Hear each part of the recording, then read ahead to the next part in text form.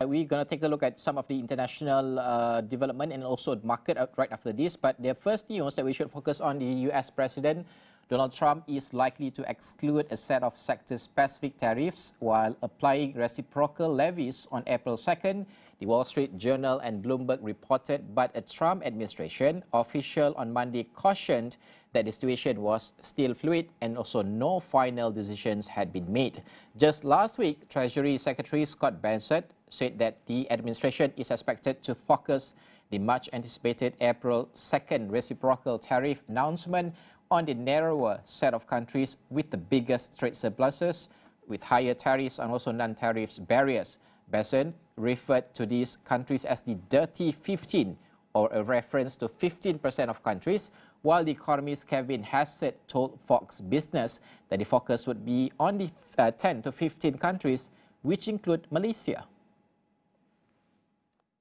Trump himself will ultimately determine the contents of the April 2nd announcement, which he has touted as Liberation Day for the U.S. economy.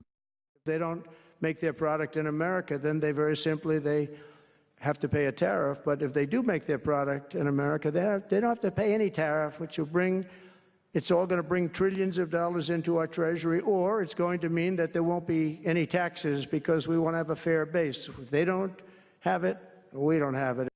Trump likes drama, and he's going to get a lot of drama on April 2nd, and the financial markets will be watching very, very closely, because where the exceptions come, where the tariffs hit hard, that will affect the values of all kinds of companies and exchange rates and so forth.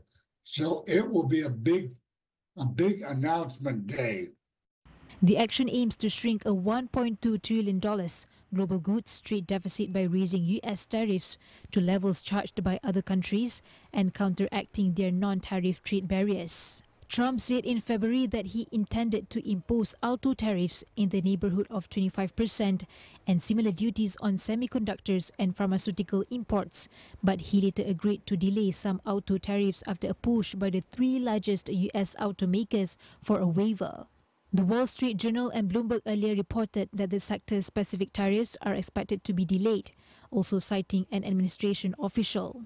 Trump's worldwide tariff offensive since his January inauguration has been marked by threats, reversals and delays, sometimes within hours of imposition deadlines, as his trade team formulates policy on the fly. Thus far, he has imposed a new 20% duties on Chinese imports, fully restored 25% duties on global steel and aluminum imports, and slapped 25% tariffs on imports from Canada and Mexico that do not comply with the North American Trade Agreement over the U.S. fentanyl overdose crisis.